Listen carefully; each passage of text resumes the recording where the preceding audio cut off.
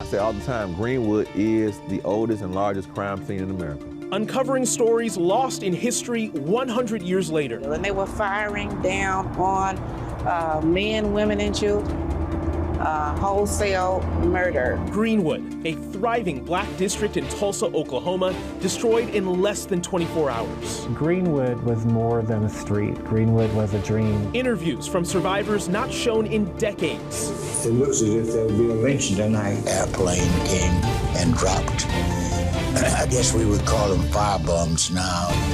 So that's how the blacks were driven out of Greenwood. I looked out and I saw 2 truckloads of bodies going by. They tried to hide it, cover it up to make it like it never was, but it's one of the worst we've ever had. A big part of history seemingly erased from history books. Then I started further research and found out that it was even worse than what I had been told. The conspiracy of silence becoming loud and clear. There are people who say it never happened.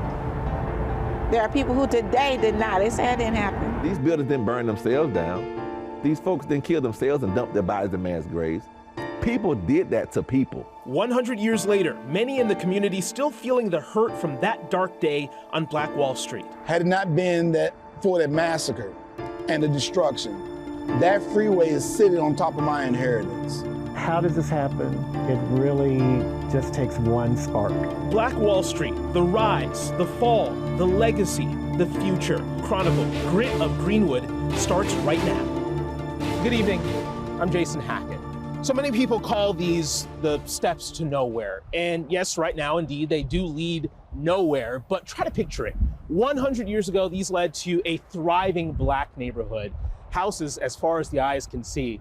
You can visit your black doctor just down the street. You can visit a black grocery store across from that. This was perseverance. This was black excellence. And they called it Greenwood. The story of Greenwood doesn't just start with the 1921 massacre. To understand how we got here, to tell the story of Greenwood, you have to go back, way back. Now, I want to warn you, the scars and how they got there are ugly. But in order to better our future, you have to learn from the past. The story of the massacre begins with another shameful moment in our history, the Trail of Tears. In 1830, President Andrew Jackson signed the Indian Removal Act. That act forced thousands of Native Americans off their lands in the southeast United States. Men, women, and children were forced to walk hundreds of miles in harsh conditions to settle in so-called Indian Territory, what is now known as Oklahoma. Historians estimate that more than 15,000 Native Americans died of exposure, starvation, and exhaustion. Mixed in with the tens of thousands of people removed from their land were thousands of black people owned as slaves by the tribes. Following the Civil War, the tribes freed their slaves and integrated them into their communities and treated them as equals. By 1890, Oklahoma was being touted as a promised land for blacks. In the Deep South, you don't get the best. It isn't for you.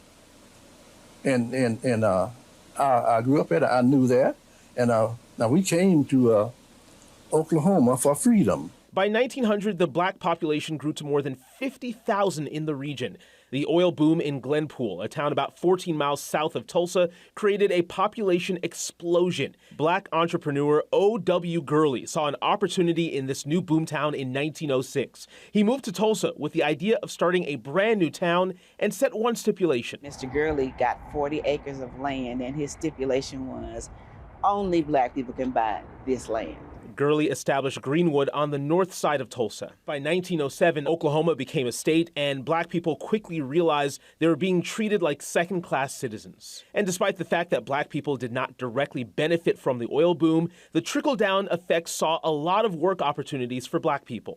A man could work at a busboy or waiter down, bellhop at a hotel, and he can make $75 and $100 a night.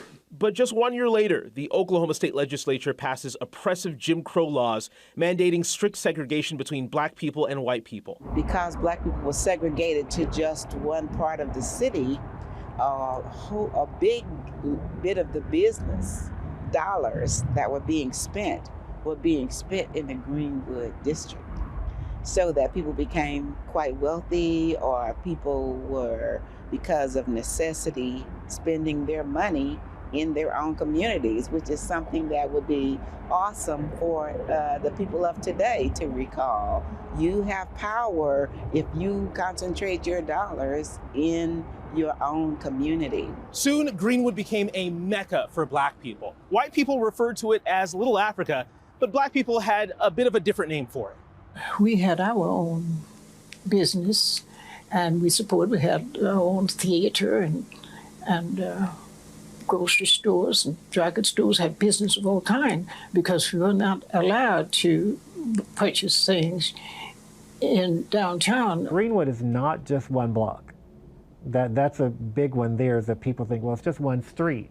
Well, it was multiple blocks of people who had everything in terms of within their vicinity where they could go. They had that sense of prosperity.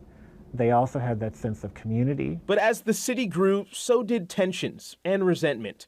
The Ku Klux Klan began to resurge in the early 1900s, and then there was the Red Summer. In 1919, a wave of racist white mob violence terrorized Black people in 36 cities across the United States, including Tulsa. There were what's so-called race riots going around the country. This is where Black people were being burned out and run out of cities.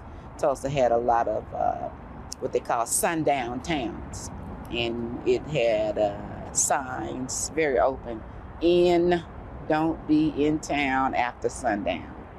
So the Klan was active, but the people in Greenwood were prospering. But the new Black American dream was sitting on a powder keg. But because of that prosperity that was happening in the community, that also becomes a tension of jealousy, a tension of you're not in your place and we need to do something about it. And I do want to emphasize that it's not everyone saying this. You always have a small group of people who are jealous, who are angry, who feel that you're doing more than what you should.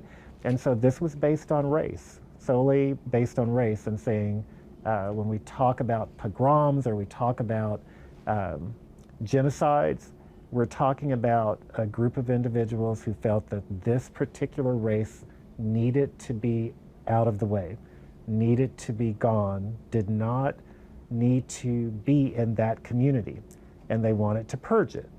So